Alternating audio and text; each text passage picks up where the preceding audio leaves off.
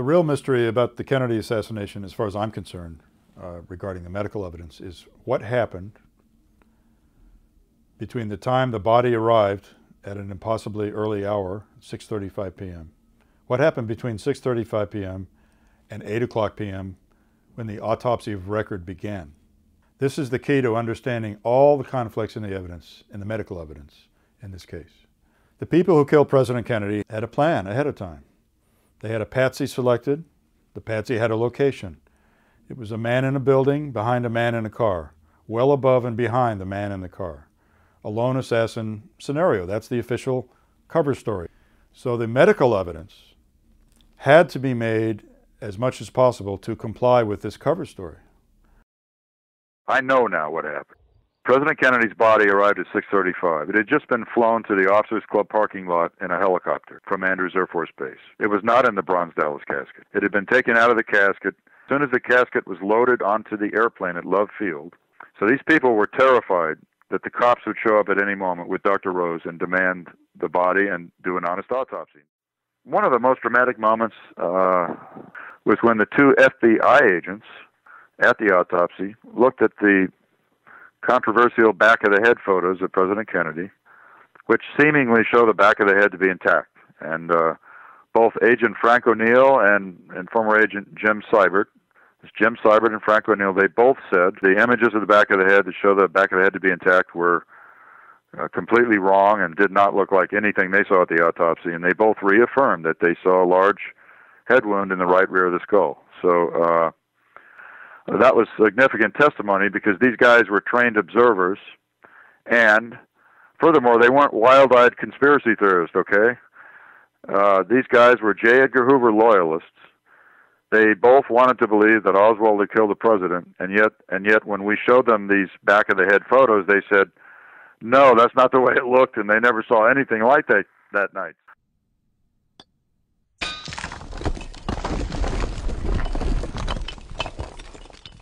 Welcome to the show again, Doug. Thank you, Len. It's good to be back. It's been a while since we talked on the air, and I'm looking forward to it. Do you want to just give a brief background of your interest in the JFK assassination? When the JFK Records Act was passed in October '92, that really attracted my interest. And I worked on the staff of the Assassination Records Review Board, the ARRB, worked on the staff for the final 3 years of its 4-year run.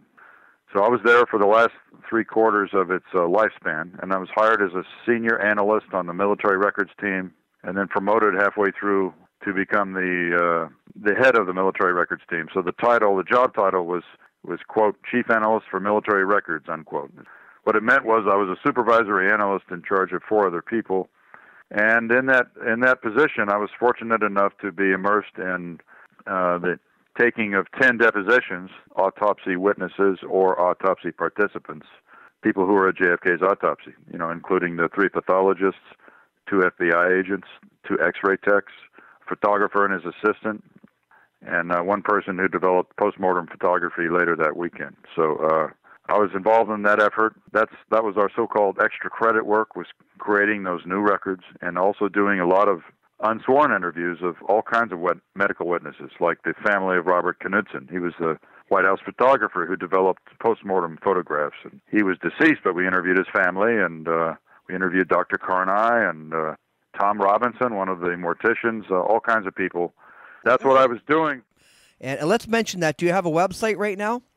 Inside the ARRB.livejournal.com. I've been occasionally adding pieces to it, journal entries for approximately the last 3 years. So anyone can go there and just read through the progression of issues. When you look back on the ARB, do you think it did a fair job? You know, in the House Select Committee on Assassinations, they always claim to be a little underfunded and they didn't have enough time and they wished they could have had an extension thing. So, by talking about looking back on the AARB, how do you feel about it? The Congress did not want to reinvestigate the assassination.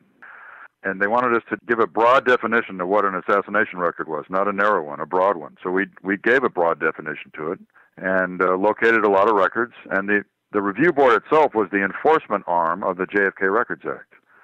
So without this temporary federal agency, bothering the rest of the government, I mean, nothing would have happened. So you had this enforcement arm whose job was to establish working relationships with the rest of the government and force them to account. The federal agencies who were willing to release a record in full, they just gave it directly to the archives. But any record that a federal agency wanted to withhold in part or in full, if they wanted to redact it, they had to give it to the review board staff. And then we would study it and compare it to the criteria within the JFK Records Act, and we would say to our board members, okay, the Act allows us only to withhold a record for reasons of personal privacy or protection of sources and methods or damage to the security of the United States. So the reasons that this agency wants to withhold this record are not sufficient, and so we would say, for example, we think that the entire record should be opened up, or we would say we think that 90% of this record should be opened up, and then the board members would vote. And we reviewed 60,000 records in that way, 60,000 records that other agencies wanted to withhold in part or in full, and the board members ruled on those. So I think overall, given the limitations of our mandate, we did a good job with one exception, and everybody's talking about the exception now, and that's fine. There are, according to Jefferson Morley, I think, and Jim Lazar, there are about 1,100 records that the CIA still has not released at all or has not released in full, and they're dragging their feet and going as slowly as they can, and so that continues to be a problem. But with that exception, I think, yes, the review board did a good job. And for heaven's sake, don't reopen the investigation. I wish there would have been more people who really had a more suspect nature of the government, thinking that, well, we have real misgivings about the Warren Commission. We think the whole thing was a cover-up from day one. And yes, I know what you're getting at. I'd like to make a comment, a couple of comments. Robert Blakey, the staff director of the House Select Committee, the second staff director after the first one was forced out, he wrote the JFK Records Act. The establishment nominated these people. The board members wanted to release all the records they could. They often released more than the staff thought should be released because we had all these provisions in the Act that said you can protect somebody's privacy, you can protect their name, you can protect sources and methods the government used to gather information, you can protect the national security of the United States, and some of them were kind of vague and open-ended, and they really wanted to release documents. I'm pleased that they let Jeremy and I conduct the 10 depositions of the autopsy witnesses because what we were doing was very close to reinvestigating. Now, we didn't write a report about what it meant, and we did not, reach any conclusions, but that's why I wrote my book, to tell people what I thought we learned about the medical evidence. Thank God they let us do them, and they only let us do them because Louis Stokes, the former chairman of the HSCA, sat and spoke to the board members right after they got confirmed in the Senate hearings and confirmed by the Senate, and told them that he knew that his House Select Committee had not satisfied anyone with the way it dealt with the medical evidence. He knew that. He understood that. And so he asked them to do what they could to clarify the record in that area. They let us do the depositions thinking that probably nothing significant would come out of it, except to clarify a few things here and there. None of them attended the depositions, and none of them read the transcripts. But they let us conduct them, and they also let Jeremy conduct some depositions of key CIA people who were involved in the Mexico City shenanigans. So now let's get on to, probably something you really have a great interest in is these depositions that you sat in on with medical testimony, because that is kind of, I think, the highlight of what you've been writing about in your 5 volumes. Is this is a mountain of evidence that it's available, and people just have to start looking for it. What I wanted to do in my book, in just about every area of the medical evidence that I could, was to provide the reader with an understanding of the new landscape of the medical evidence, the new state of the medical evidence after the ARB shut down. When I look back at the book I wrote and at the research I did writing it, what I remember now are highlights, and that's what I'd like to maybe just cover here, some of the 5 or 6 major highlights. And what's disturbing is they're facts that the mainstream media doesn't want to talk about. The mainstream media and talking heads want to try to force opinions down our throat and belief systems, but they don't want to talk about evidence. And I would just caution everyone, anyone that wants to force his belief system down your throat or persuade you to believe his conclusions about the assassination without discussing evidence, he's not worth listening to. So here's some of these facts that we now know coming, this is the new territory, in the medical evidence landscape coming out of the review board, looking at the entire big picture. There's about 18 autopsy photos, views, specific views of the body that are missing, okay? When I say view, there were usually 2 black and whites and at least 2 colors or more taken for each view. So you can multiply 18 times 4. That's a lot of missing photographs. I just wanted to know, how did you come up with the number 18? Did an analysis of all the testimony I could get my hands on from the Warren Commission, the House Select Committee, and the review board. Not only sworn testimony, but staff interviews. So, like for example, the Warren Commission did a lot of sworn testimony, and the House Select Committee did both depositions and staff interviews. The review board did both depositions and staff interviews. So I reviewed all of those things, and that's a lot of people saying a lot of things. And if they're all correct, and if their memories are all correct, there's at least 18 views missing from the autopsy photo collection. That's a significant problem. Not only that, there are the X-ray technicians who took the skull X-rays. The petty officer in charge, Gerald Custer, of the 2-man team. He was in charge of the 2-man team. It was him and Ed Reed. Gerald Custer consistently said over the years that there were 5 or 6 skull X-rays. Sometimes he would say 6, sometimes 5. Dr. Ebersol, the radiologist who interpreted the X-rays for the pathologist, told Dr. Mantic in '92 that a JFK researcher, David Mantic, told him there were 6. So we know from what Ebersol said and Gerald Custer said over the years that there were 5 or 6 skull X-rays. Well, there's only 3 in the archive, so this means that there are at least 2 skull X-rays that are missing from the official collection. At least 2 skull X-rays that were taken and are missing. Now, Dr. David Mantic, he's visited the archives 9 times. Many of the listeners will be familiar with his work. He has concluded, through his studies with optical densitometry, he took his machine into the archives, measured the amount of light coming through the 3 surviving skull X-rays repeatedly, over and over. He did control experiments of his own. He's concluded that the 3 surviving skull X-rays that are in the archives today are not originals. They're altered copy films. So they are JFK's skull, they are JFK's sinuses and his teeth, but the images have been altered. And they're not originals, they're copy films. So my boss at the review board, Jeremy Gunn, was so intrigued by Dr. Mantic's research in this area that he allowed Dr. Mantic to propose questions for us to ask the 3 pathologists at their depositions. And those questions were asked of Drs. Humes, Boswell, and Fink.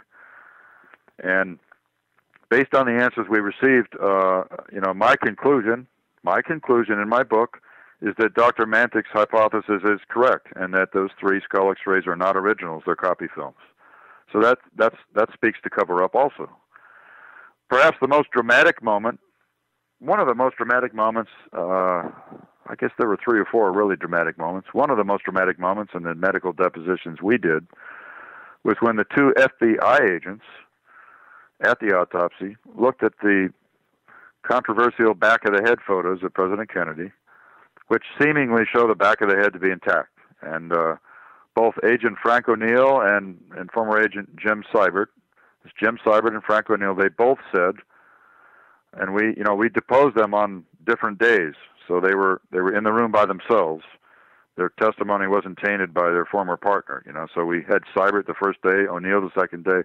They both said the images of the back of the head that show the back of the head to be intact were completely wrong and did not look like anything they saw at the autopsy. And they both reaffirmed that they saw a large head wound in the right rear of the skull. So that was very.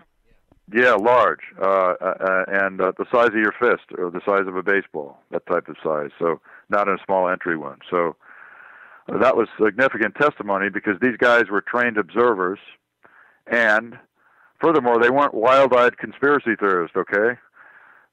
These guys were J. Edgar Hoover loyalists They both wanted to believe that Oswald had killed the president, and yet when we showed them these back-of-the-head photos, they said, no, that's not the way it looked, and they never saw anything like that night. So I don't know how those photos were made. I don't know if the scalp was rearranged or if they're photographic forgeries, but they are not honest photographs. They don't represent what people saw at the autopsy, and the two FBI agents have blown the whistle on that. So that's really that's powerful, because those statements were made under oath, and they had no motive to spin a tale about it. But they told the truth. Now, Frank O'Neill had good memories of seeing the brain at the autopsy, and Seibert said he did not. But O'Neill had good memories of what the brain looked like after it was removed from the body, the night of the autopsy. And we showed Frank O'Neill the brain photographs, and he just shook his head and said, no, that doesn't look like what I saw. And so Jeremy Gunn said, why not? And O'Neill said, under oath, there's way too much mass present. He told us that more than half of the mass of President Kennedy's brain was missing in the brain he witnessed at the autopsy after it was removed from the body. And he says he looked at the brain photos in the archives, and he said, this looks to me like it's almost a complete brain. And in fact, he's correct. The photos in the archives show a brain that's been disrupted. It's been disrupted and damaged, but the mass is almost all present. And so he disowned those photographs. And he told us that the biggest section of mass that was missing was in the right rear of the brain. So these are significant statements. The official photographer, John Stringer told us what kind of film he used to shoot the supplementary brain exam. Let me explain what that is. A brain is removed from a body at autopsy. It's put in formaldehyde or formalin solution to help preserve it so that it can be sectioned later when the brain is examined separately. So there's always a brain exam after a brain is removed from the body at autopsy. If you're shot in the head with a bullet or hit in the head with an axe or whatever, they're going to remove your brain, preserve it, and then examine it separately later.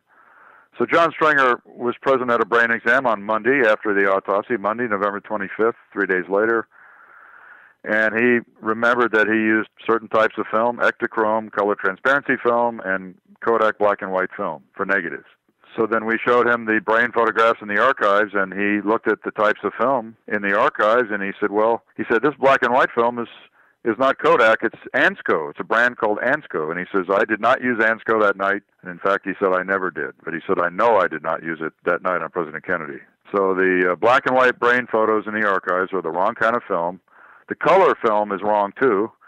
Should have been, what he shot was Ektachrome, color positive transparencies. And the film in the archives does not say Ektachrome on it, and it has a different type of film notches in the corner. So you can feel the notches in the darkroom with the lights turned off. And he said the notches on these color transparencies in the archives are not the same as the notches on Ektachrome film. So he disowned the brain photos for a different reason from O'Neill, because it was the wrong type of film. And furthermore, he photographed the sections of the brain that had been sliced off, the so-called bread loaf incisions, the serial sectioning of the preserved brain. He photographed those on a light box, one by one. The idea is to photograph each section to record, the bullet damage in successive sections. And no such photographs are in the collection in the archives. There are no photographs of brain sections. So, we know that the brain photographs in the archives of a brain cannot possibly be President Kennedy's brain, because the FBI agent, Frank O'Neill, said, no, there's too much mass present. It's not like the brain I looked at. And the photographer, John Stringer, says they're on the wrong type of film. Furthermore, when he shot the intact brain before it was sectioned, he only shot pictures of it from above. So he shot pictures of the preserved brain only from above before it was sectioned. The photographs in the archives are shot from two angles. Half of them are superior views from above, and the other half are basilar views, so the views of the underside of the intact brain before it was sectioned. So, that's a major finding. That's one of the major findings of cover-up in this case, is that the brain photos in the archives cannot possibly be of President Kennedy. And sure enough, the brain photos in the archives appear to show damage that would be generally consistent with a shot from behind, which tells us that the missing photographs that were suppressed obviously showed something different. And we know what they showed. All you have to do is study the Dallas doctor's treatment notes, and their sworn testimony is the real brain photos had to be suppressed because they would have shown evidence of shots from the front as well as from behind. They would have shown evidence of crossfire, so they had to be suppressed because it would have contradicted the official cover story. So those are significant highlights, and I'd like to mention one more. Oh, by the way, in regard to the brain, Len, I did a timeline analysis. I was requested to do that by my boss, by Jeremy Gunn, and the timeline analysis of all the previous testimony revealed that there wasn't just one brain exam following the autopsy on the body. There were two. There were two brain exams. One was on Monday, November 25th. That was President Kennedy's brain. The second brain exam was about a week later. It was sometime between November 29th and December 2nd. And so the same attendees, Humes and Boswell, the two Navy pathologists, were present at both brain exams. So that means they were not only privy to the cover-up, they were engineering it, okay? I'm sure they were under orders to do it, but they were engineering this brain cover-up, Humes and Boswell. Stringer was at the first brain exam, Kennedy's brain. He was not at the second one. He's the photographer. Dr. Fink, the third pathologist, he was the Army pathologist who arrived late at the autopsy. Dr. Fink was at the second brain exam, the late event. So it's clear that the photographs in the archives of a brain that cannot be Kennedy's brain, they were taken at the second event. So the whole purpose of conducting a second brain exam was to introduce a substitute brain, a fraudulent specimen, and take pictures of it and pass those off as pictures of President Kennedy's brain, which, of course, it wasn't. And poor Dr. Fink was the dupe. He was the victim of that charade.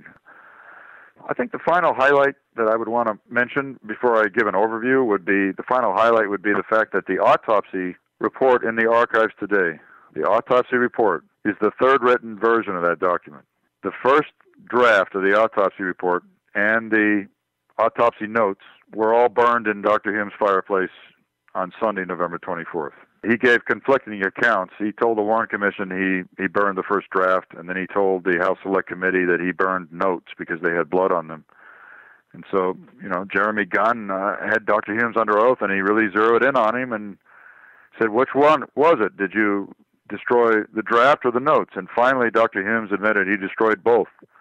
So he burned the first draft and the original notes, and then there's a second written version of the autopsy report that's now missing. So the first signed version is now missing, and if you can determine that by studying the receipt trail. So all of this is in Chapter 11 of my book. If you want to read about the missing autopsy reports and how the content probably changed each time it was rewritten, it's in Chapter 11.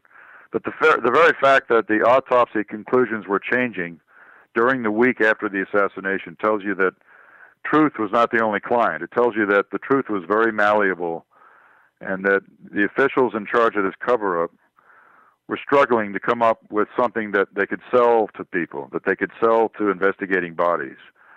And so... well, explain to me then, how could Lee Oswald use his influence to change and force doctors to burn their notes? That's exactly the point.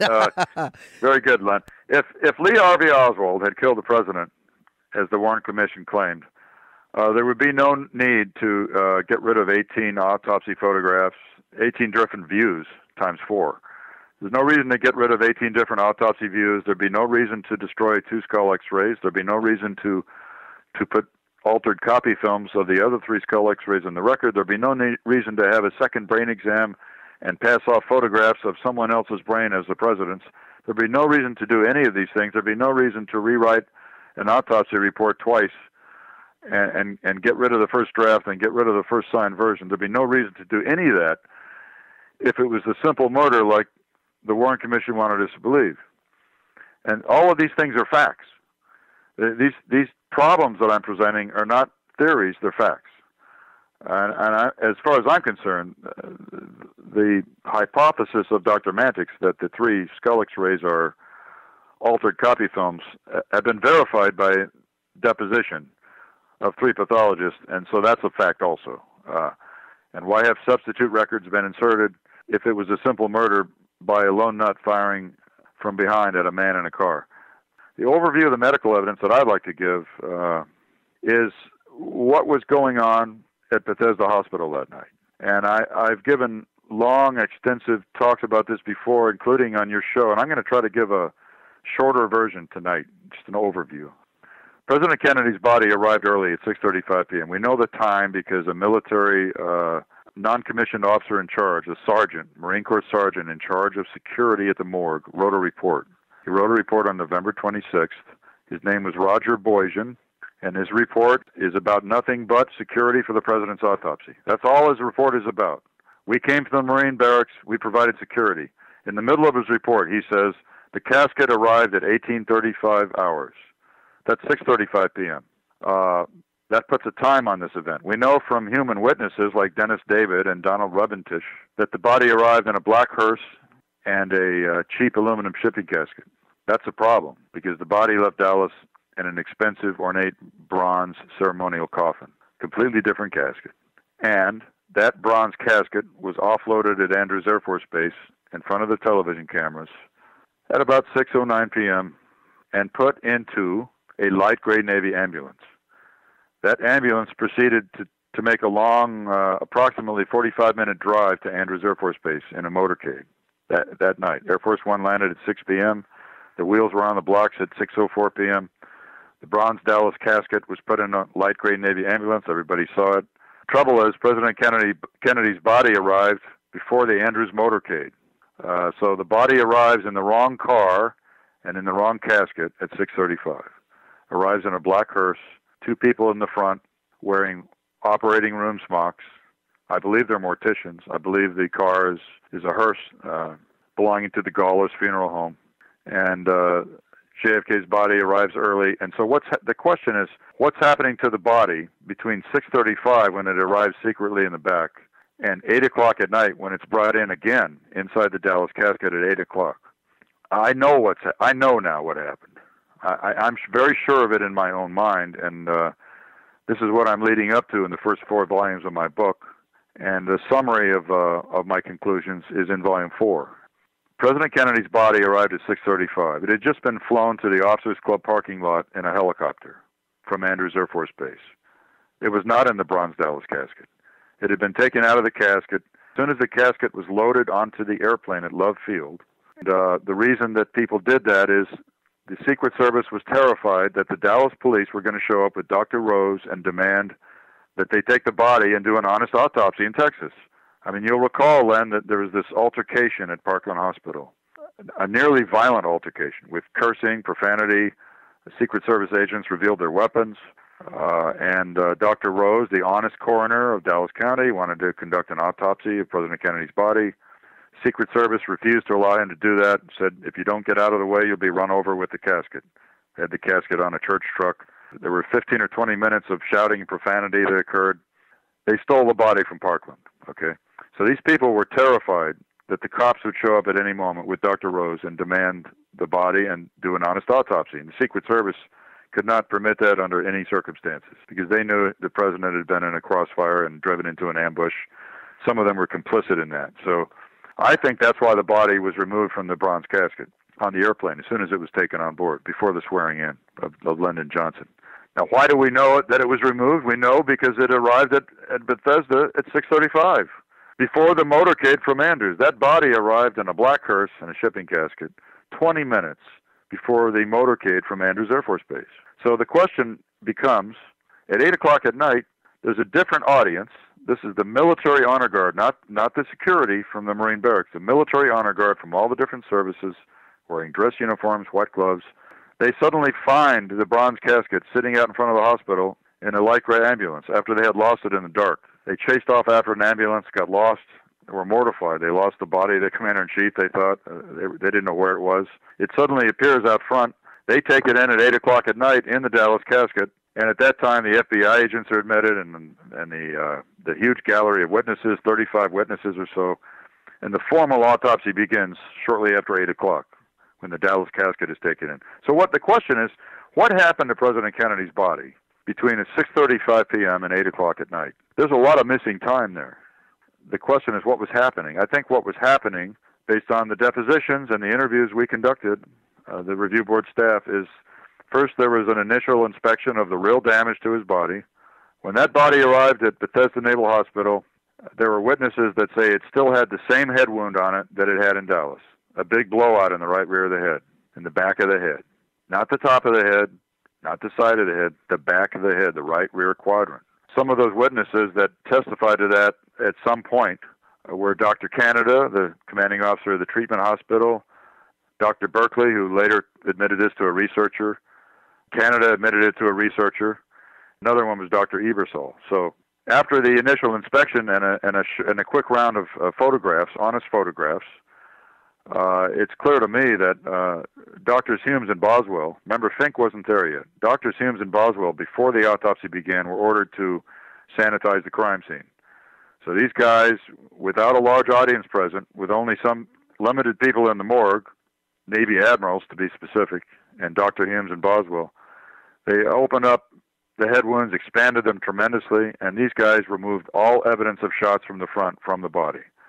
I mean, the top of President Kennedy's head was sawed open. Part of the back of his head was sawed open, the top of his head and the right side. All evidence of frontal shots was removed. You know, bullet tracks in the brain were removed. An entrance wound high in the right forehead was removed, in the skin and the bone removed, with a large red incision. And after this illegal clandestine surgery occurred, that's when the skull x-rays were taken, after the crime scene was sanitized. The body's a crime scene. So after the wounds are altered and expanded tremendously, then you have skull x-rays taken, and then you have a first round of photographs taken. And this round of photographs is very misleading because two-thirds of the autopsy photographs today show President Kennedy lying on his back in the morgue. His head is in a stirrup or a metal head brace. So it's very convenient because you cannot see the condition of the back of his head. It's hidden by the head brace.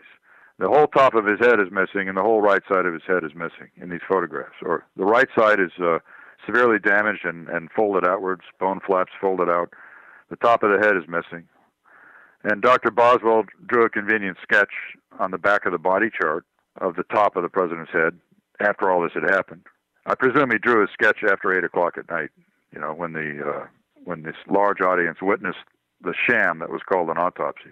And the sketch shows the whole top of the head missing. And Dr. Boswell wrote 10 by 17 centimeters missing. And he's clarified to the House Committee and to the review board staff that, yes, 10 by 17 centimeters of bone, this huge area of bone, was missing. So, I view Dr. Boswell's autopsy sketch as a con job.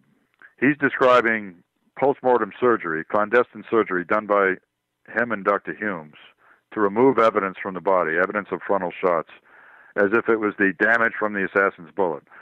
The round of autopsy photographs of the president with his head in the head brace showing all this damage to the top and right side of the head, those were all taken after this clandestine surgery.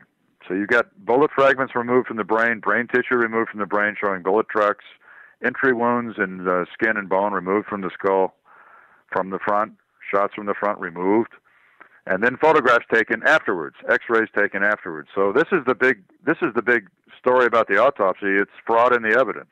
The Dallas wound descriptions, these are the treatment notes now, the treatment notes written by the Dallas treating physicians the day the president died, before there's any official story, when the memories were still quite vivid. And this was the same day the event happened. They all universally describe a wound in the right rear of the head, and many of them describe seeing cerebellum severely damaged or actually falling out of the wound onto the treatment cart. So the fact that Dallas doctors and nurses saw cerebellum, specifically the right cerebellum, severely damaged, part of it missing, falling out of the wound onto the treatment cart, confirms that the wound they saw was in the back of the head, not the top, and that it was in the back, not the right side. What you have in Bethesda, we interviewed 3 Dallas Parkland Hospital medical people that the Warren Commission had missed.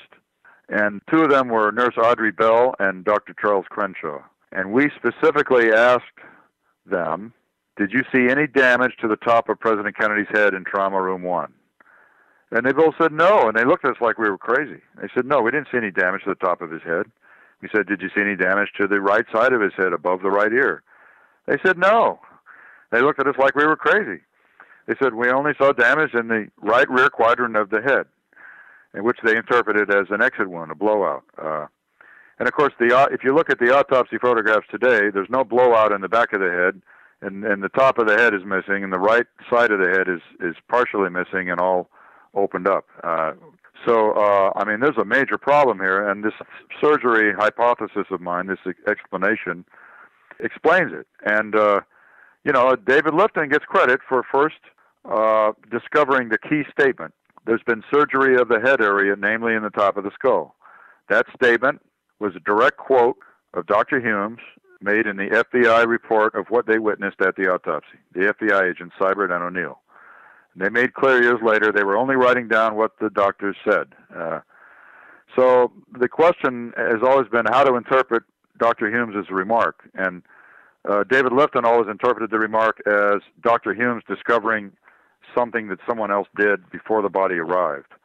And I interpret it quite differently. I interpret that remark as an attempt by Humes to distance himself from what he had just done. Because what happened was, first of all, the FBI agents didn't even hear Dr. Humes say that until after 8 o'clock at night. They weren't admitted to the morgue until the body was readmitted in the bronze casket, until this shell game was concluded. So the body's brought back in after it's been tampered with at 8 o'clock. This time it's in the bronze casket like it's supposed to be. The honor guard brings it in. They don't know the difference. They don't know any better. And then the audience, from all the eyewitness accounts, was in a state of disbelief. The head wound was so large. Once the head was unwrapped and once the scalp flaps were pulled back, the head wound was so large that nobody in the audience could believe that had been done by one bullet. And apparently Dr. Humes panicked. This is my interpretation for his remarks. He panicked and said, well, yeah, somebody's done surgery on the top of the head. Well, of course, there was no surgery in Dallas. So for Dr. Humes to say that, I think it's a panic reaction. It's what a psychologist friend of mine calls dissociation. He's trying to disassociate himself from this act, from this macabre act that had been done, which the audience wasn't believing that was one bullet. They weren't believing it. Well, he did do it because the timeline does not allow the body to go anywhere else. I mean, Air Force One lands at 6. Wheels are on the blocks at 6:04. There's just enough time for a helicopter to leave Andrews at about 15 after 6 or 6:20. As soon as the lights went out, LBJ's helo takes off. As soon as the lights went out, another helicopter takes off for Bethesda with JFK's body. There's just enough time for it to get there and put it in this black hearse, and for the hearse to show up at the morgue loading dock at 6:35. There's no time for the body to have gone to Walter Reed. There's no time for it to have gone anywhere else. So I conclude the surgery was done at Bethesda. So that's the answer that I've come up with in my book, in much more detail than presented here, for the missing time, because it's a serious missing time problem. What happened to President Kennedy's body between 6:35 p.m. and 8 o'clock p.m. when it was admitted the second time in the Dallas casket the second time? What happened for that almost hour and a half?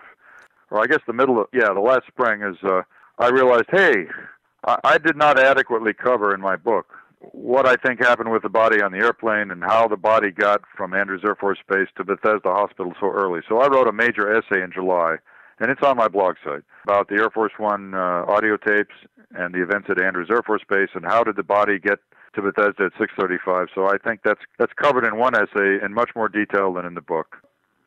Before we just leave, though, is there any other item that you wanted to bring up or anything noteworthy that we should discuss? I'd like to speak just briefly about a new witness that came forward about 3 years ago.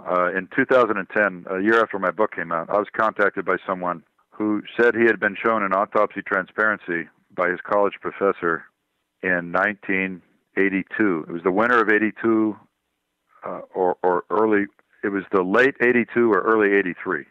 This person was a student then at the Rochester Institute of Technology in New York. He was a photography student. He described seeing an image of the president after death in this transparency that he was shown. That it clearly indicates it was a photograph that's not in the collection today, because he said it showed an entrance wound very high in the right forehead, high above the right eye in the hairline, and it showed tampering with the tracheotomy in the throat, which is very different from the autopsy pictures we have today, which show the autopsy photos today show a huge gash in the throat, a huge horizontal gash. In the image he was shown, there was a small horizontal slit, like the original horizontal incision, and there was a vertical slit at 90 degrees from that was actually longer than the horizontal slit, and 4 flaps of skin that were peeled back in the photo. So it was an earlier stage of tampering with the tracheostomy before it was turned into a huge gash. But the entrance wound in the forehead was of even more interest. And the reason it's of interest is that two other witnesses, Dennis David, Navy Petty Officer Dennis David, who was a first-class corpsman in '63, and Joe O'Donnell, a USIA photographer at the White House, they were both shown post-mortem photographs of President Kennedy the week following his death that showed such a bullet hole high in the right forehead, an entry wound, about the size of a dime, okay? So this is the third witness that had come forward and seen such a thing. So I've spent 3 years off and on interviewing and re-interviewing this witness. He knows he possesses taboo knowledge. He wants people to know about it. And at the same time, he's concerned because he's an imaging specialist at one of the NASA centers. I'm not going to give you his name. He doesn't want his name released. I'm going to honor his desire for confidentiality.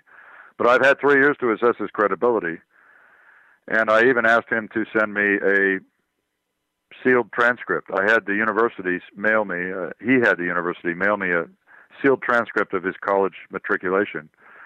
And it confirmed the 2 degrees that he said he had obtained, and it confirmed the attendance at that university, RIT, and everything else. And the thing that's so disturbing to me is that he was shown this autopsy image and another image, which was probably satellite photography, satellite intelligence photography of an airfield with airplanes on it, as part of a recruiting pitch. People were trying to recruit him to come and work for the government in a highly classified photographic arena. And it was a stranger from out of town that brought the photographs, and the other person was one of his professors. And the professor's name was Professor David Hazy. Now, Professor David Hazy was one of 2 co-authors of an HSCA report on the Oswald backyard photographs. So, I mean, think about this. You got an outstanding student in your photography class. You're trying to recruit him to do intelligence work for photography for the government. You show him an autopsy photograph that's never been seen by anyone else, that's not in the official collection. And your name is David Hazy, and you're the co-author of a report for Robert Blakey that says the backyard photos of Oswald are authentic.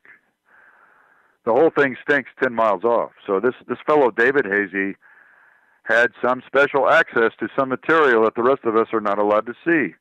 And it was used to try to recruit this young man who they knew, Professor David Hazy knew he had an interest in the assassination. He already knew that. So the student ended up not taking the job that was offered to him. But this event has always bothered him quite a bit, and it's my conclusion that he's telling the truth, and I can only hope that one day he'll come out and reveal his name. But look, he has a top secret clearance at a NASA center. I'm not going to tell you what center. I'm not going to tell you whether he's civil service or contractor. But I believe this guy. And he finally did what I asked him to do, and this is the end of my story here. He commissioned a medical illustrator to draw a version of this color positive transparency, this image of President Kennedy that he was shown, and I was able to present that image at my presentation at Olney College. So this is just one more indicator that the photographic record is a mess and that there's been major suppression of what really happened at the autopsy. And so this would have been one of the photos taken before the clandestine cranial surgery. And it's very and in the image that he recalls seeing, the top of the head was not damaged. So it's a significant new piece of evidence, and I'm sure one day he'll decide to reveal who he is. But right now, he wants to make sure that he keeps his top secret clearance, so right. That's his choice. So thanks a lot, Len, for the opportunity to chat with you again. You know, the story of what happened at Bethesda is a complicated story, and you have, if you really want to understand the whole thing, you need to read volumes 1 through 4. It's really quite a story, and all I can tell you is that conclude tonight is, I think I forgot to mention this earlier, the review board found 2 witnesses to this clandestine surgery. This is not just some Doug Horne idea. There are 2 witnesses that came forward and said they saw it happening. One is Tom Robinson, the young mortician for Gawler Funeral Home, who saw Dr. Hume sawing the back of the head off, what remained of the back of the head off to get the brain out. And Ed Reed recalled Dr. Hume's making a huge incision across the top of just above the top of the forehead, just behind the hairline. And he saw Dr. Hume's making an incision just behind the hairline above your forehead and then opening up the cranium in that area with a circular bone saw. And then he was ordered to leave the room. Said he and his partner, Gerald Custer, were ordered to get out of here, and then recalled 15 minutes later to come down and take the skull x-rays. So we got two witnesses to this stuff happening. And the reason it's so significant is Dr. Hume's always denied that he ever performed a craniotomy. A craniotomy is a removal of the skull cap to get to the brain. A craniotomy is what you normally perform in an autopsy to remove the top of the skull so you can get the brain out and preserve it. Dr. Hume's always said he never had to do that. The bullet wound was so large that he never had to cut the skull off. Well, we got two witnesses that saw it happen, and one of them specifically recalls that it was him doing it. After all, he was the lead pathologist at the autopsy. And so that is why I'm so certain about what happened at Bethesda between 6:35 p.m. and 8 o'clock, is because we found two witnesses. So, and I would encourage people with one final thought tonight. When it comes to matters of science or history, do not defer blindly to the pronouncements of authority. Study all the evidence yourself and make up your own mind, particularly in regard to history, where how do wars begin and how were people assassinated. When it's those hot-button topics, don't let some talking head tell you what you should believe. Study the evidence yourself. It might be a journey that lasts you 10 or 20 or 30 years. Study it yourself, make up your own mind, and you can always keep learning. Don't let somebody make up your mind for you. All right. Thanks so much, Doug, for being a guest. I'm sure we'll talk to you again. It was a pleasure, Len. Thanks very much.